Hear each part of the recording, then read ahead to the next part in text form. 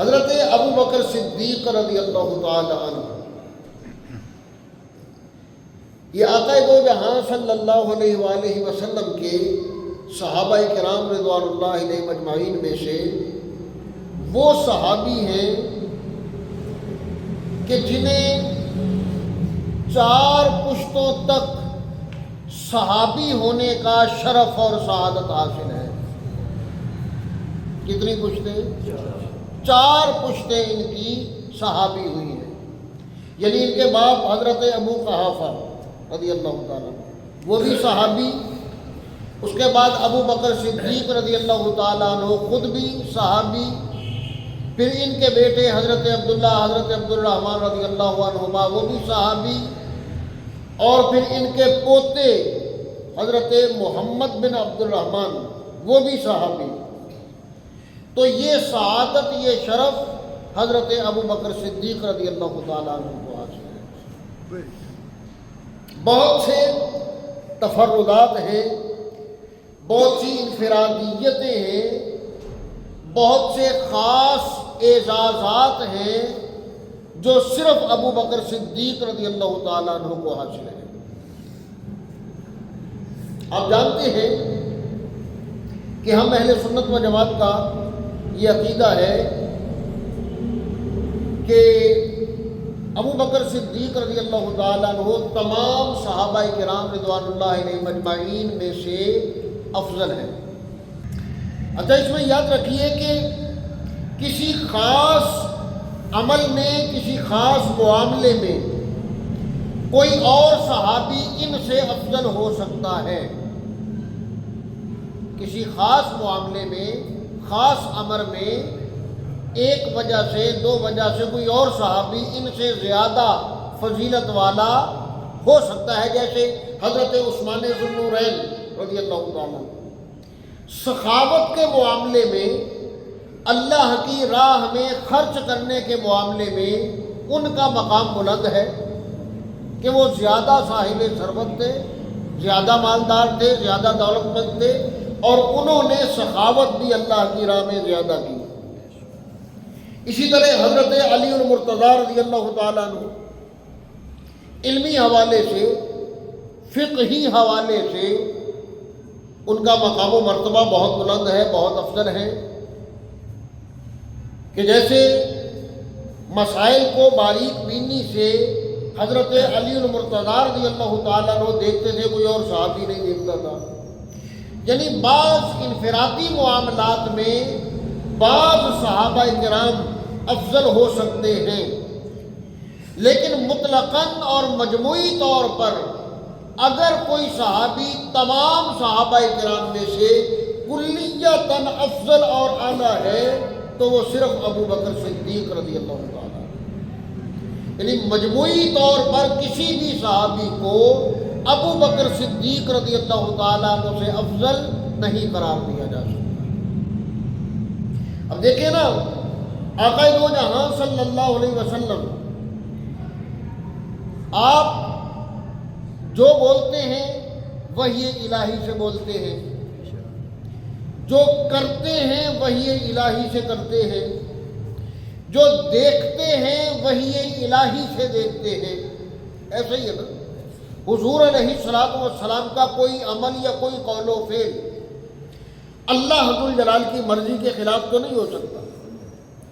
اب نبی کریم علیہ الصلوۃ والسلام نے نگاہ نبوت سے دیکھا حضرت ابو بکر صدیق رضی اللہ تعالیٰ عنہ کو، اور ارشاد فرمایا تمام صحابہ کرام نے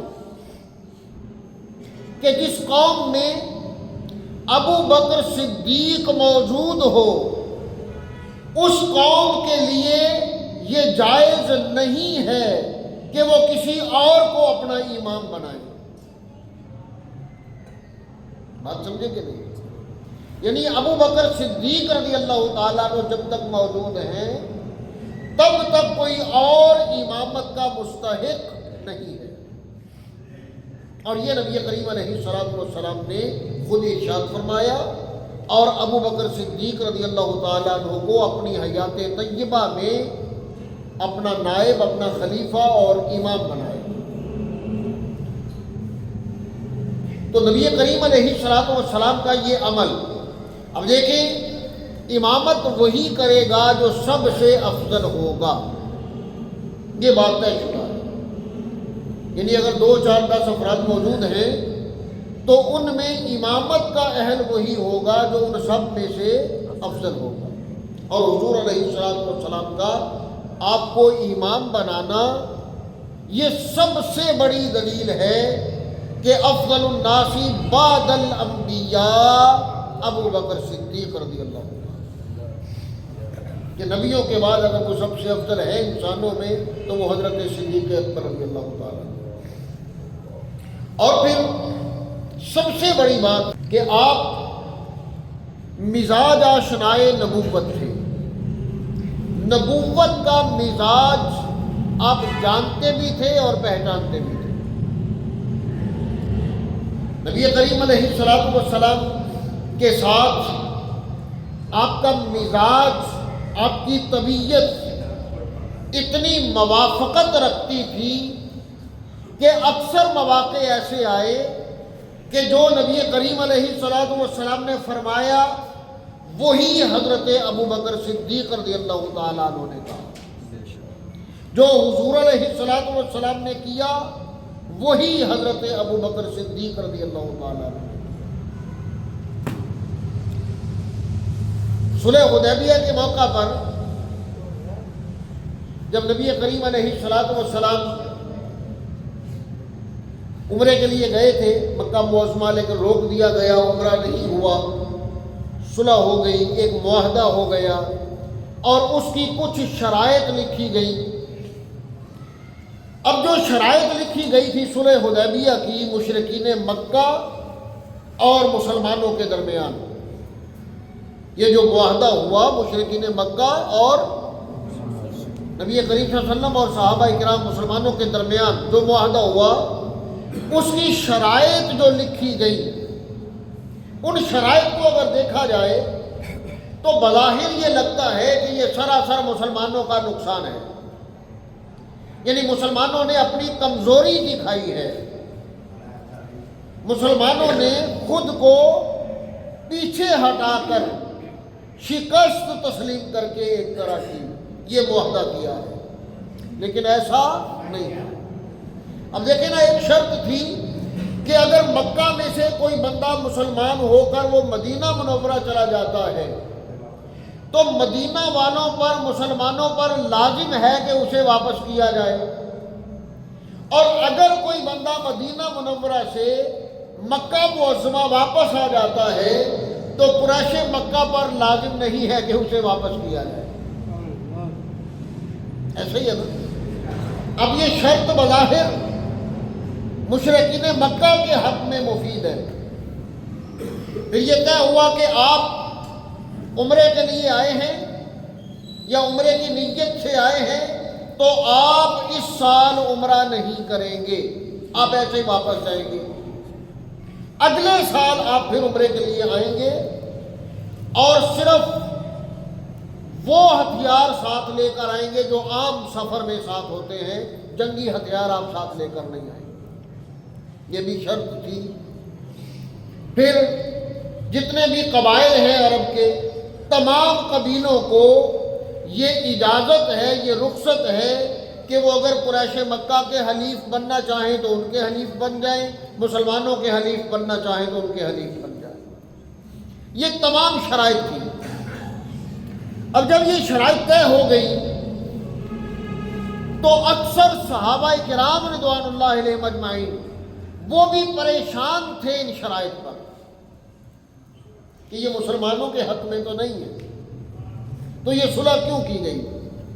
یہاں تک کہ حضرت عمر فاروق رضی اللہ تعالیٰ عنہ وہ نبی کریم علیہ الصلوۃ والسلام سے عرض گزار ہوئے کہ آقا کیا ہم سچے نہیں ہیں؟ آقا علیہ الصلوۃ والسلام نے فرمایا کہ بے شک ہم سچے ہیں. پوچھا کہ کیا اگر ہم جنگ میں مارے جائیں تو کیا ہم سیدھے جنت میں نہیں جائیں گے؟ میرے آقا نے فرمایا بے شک جائیں گے. عرض کی حضور اگر مشرکین مکہ ان میں سے جنگ میں کوئی قتل ہو جائے تو کیا وہ جہنمی نہیں ہوگا؟ میرے آقا نے فرمایا بے شک وہ جہنمی ہوگا۔ کہا اگر ہم انہیں دعوت دیتے ہیں یہ قبول نہیں کرتے تو کیا یہ قرآن مجید کے مطابق کافر نہیں ہیں، ہم ایمان والے نہیں ہیں؟ میرے آقا نے فرمایا بالکل ایسا ہی۔ تو عرض کی کہ پھر ہم نے ان کے ساتھ ان شرائط پر صلح کیوں کی ہے؟ میرے آقا علیہ السلام نے فرمایا کہ اے عمر تو نہیں جانتا جو میں جانتا ہوں، یہ شرائط ان کے حق میں بہتر نہیں ہے، یہ ہمارے حق میں بہتر ہے۔ اب یہ سوال جواب حضرت عمر فاروق رضی اللہ تعالیٰ عنہ نے آقا دو جہاں صلی اللہ علیہ وسلم سے کیے، اور جو جواب ملے وہ جواب بھی سن لیے، پھر جو حکمت بیان ہوئی وہ حکمت بھی سن لی۔ اب یہاں سے اٹھے عمر فاروق رضی اللہ تعالیٰ عنہ اور حضرت ابو بکر صدیق رضی اللہ تعالیٰ عنہ کے پاس پہنچے۔ وہ ابھی اس گفتگو سے واقف نہیں تھے۔ ابو بکر صدیق رضی اللہ تعالیٰ عنہ عمر فاروق اور آقا دو جہاں صلی اللہ علیہ وسلم کے درمیان جو بات چیت ہوئی وہ اس سے واقف نہیں تھے۔ اب حضرت فاروق اعظم رضی اللہ تعالیٰ عنہ نے وہی سوال ابو بکر صدیق رضی اللہ تعالیٰ عنہ کے سامنے رکھے جو سوال آقا دو جہاں صلی اللہ علیہ وسلم سے کی، اور فرماتے ہیں کہ ابو بکر صدیق رضی اللہ تعالیٰ عنہ نے من و عن وہی جواب دیے جو حضرت آقا دو جہاں صلی اللہ علیہ وسلم نے جواب دیے تھے۔ یعنی جو جواب آقا علیہ السلام نے میرے سوالوں کے دیے وہی جواب لفظ ب لفظ ابو بکر صدیق رضی اللہ تعالیٰ عنہ نے دی، اور جو حکمت آقا علیہ السلام نے بیان فرمائی تھی وہی حکمت ابو بکر صدیق بیان فرما رہے ہیں۔ اب یہ ہے مزاج، طبیعت اور سوچ اور فکر کا موافق ہونا، ایک جیسا ہو۔ آقا دو جہاں صلی اللہ علیہ وآلہ وسلم نے اگر اپنی ذات کے بعد ابو بکر صدیق رضی اللہ تعالی عنہ کو اپنا خلیفہ مقرر کیا، اپنا خلیفہ بنایا، تو کیا خیال ہے کہ یہ فیصلہ صرف آقا علیہ السلام کا اپنی مرضی اور اپنے اختیار سے تھا؟ بھئی قرآن مجید واضح فرما رہا ہے کہ نبی اپنی مرضی سے کچھ نہیں کرتا، ایک لفظ نبی اپنی مرضی سے نہیں بولتا، اپنی خواہش سے نہیں بولتا۔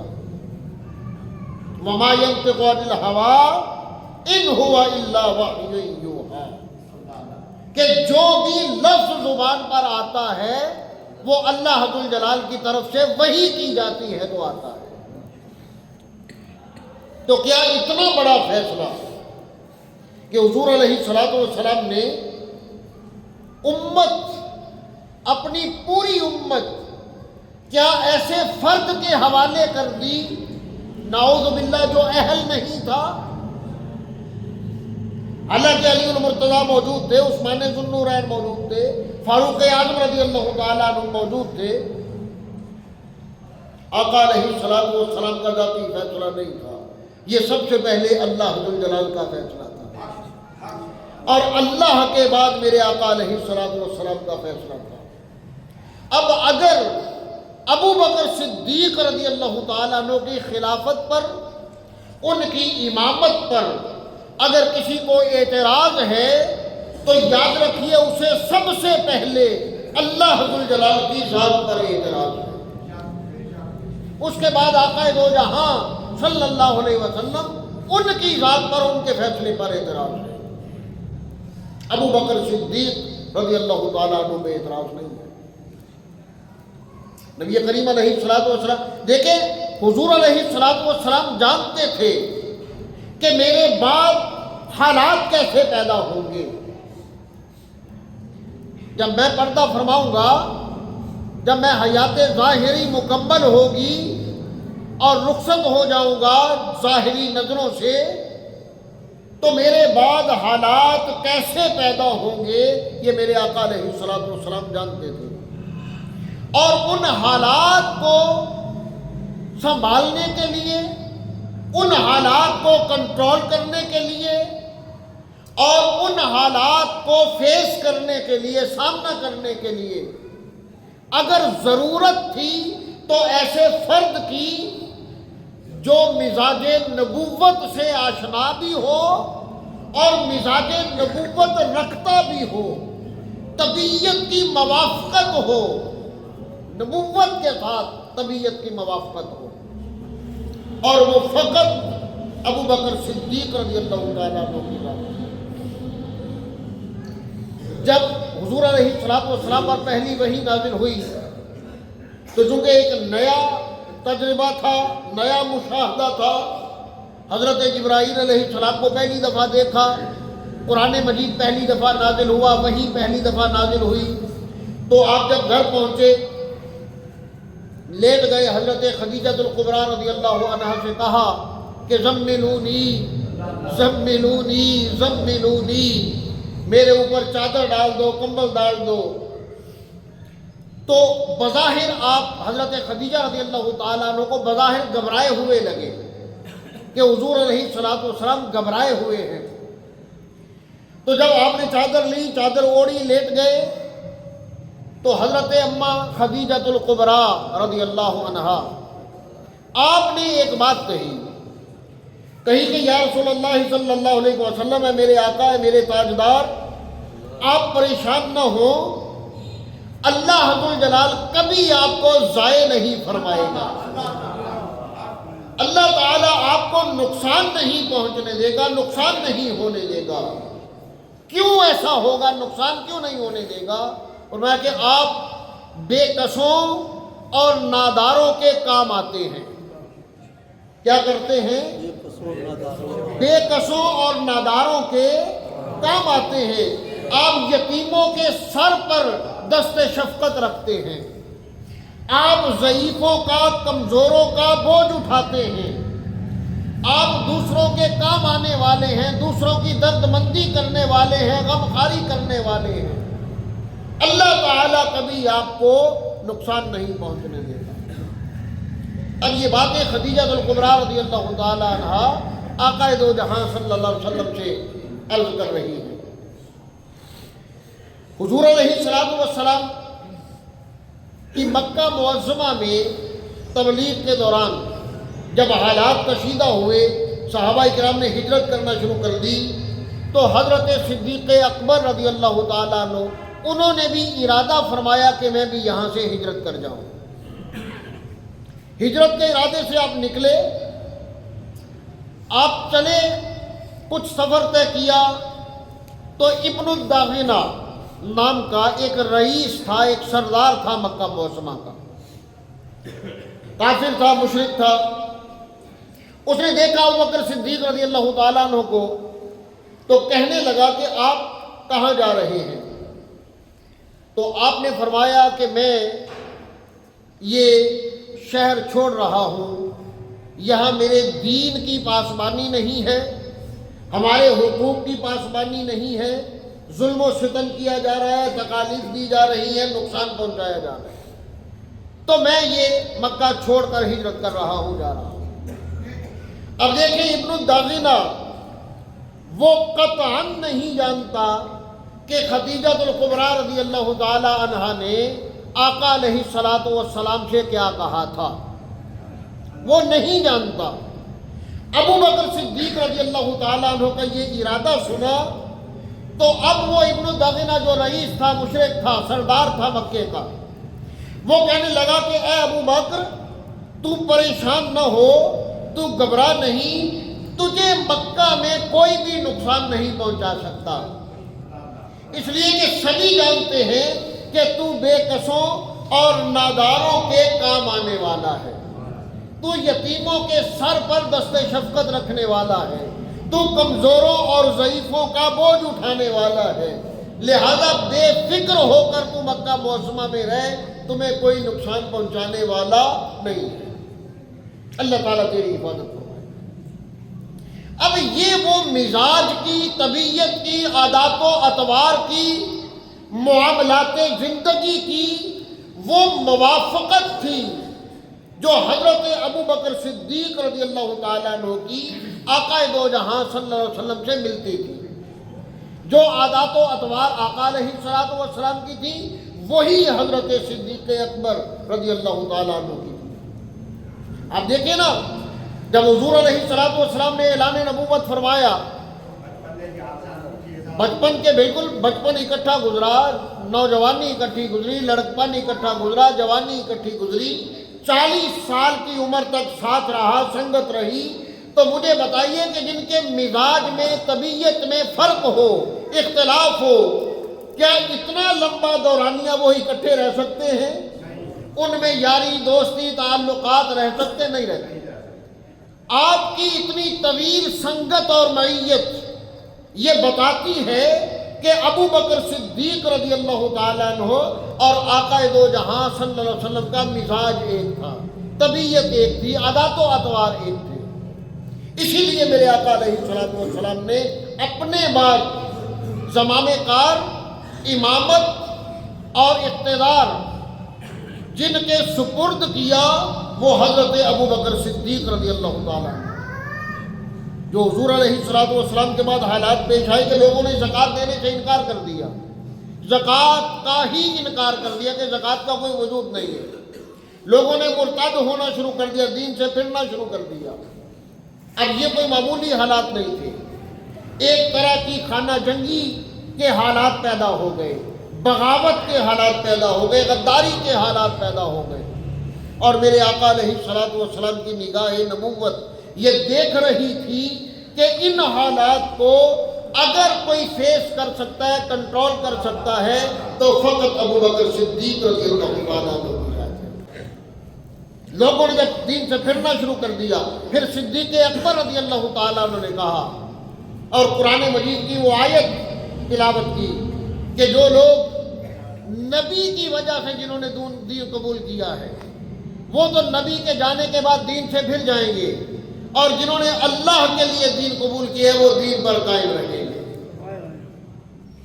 اور وہ دین پر قائم تھے، تو یہ فقط ابو بکر صدیق رضی اللہ تعالیٰ عنہ کا وجود تھا، انہی کی ذات تھی، اور انہی کی حکمت تھی، انہی کی دانائی تھی، انہی کی عقل، شعور اور درک تھا کہ انہوں نے ان تمام حالات کو کنٹرول کیا، سنبھالا، اور امت میں افتراق پیدا نہیں ہونے دیا، مرتدین کے خلاف جہاد کیا، جنہوں نے زکوٰۃ کا انکار کیا ان کے خلاف۔ بلکہ فاروق اعظم رضی اللہ تعالیٰ نے کہا کہ وہ جو لشکر شام پر حملہ کرنے کے لیے آقا دو جہاں صلی اللہ علیہ وسلم نے تیار کیا ہے، آپ اس لشکر کو موقوف کر دیں، اسے ابھی جہاد پر نہ بھیجیں، کہ ہمیں اپنے اندرونی خلفشار کا خطرہ ہے، تو اپنے اندرونی حالات کو پہلے سنبھال لیں، پھر وہ لشکر چلا جائے گا۔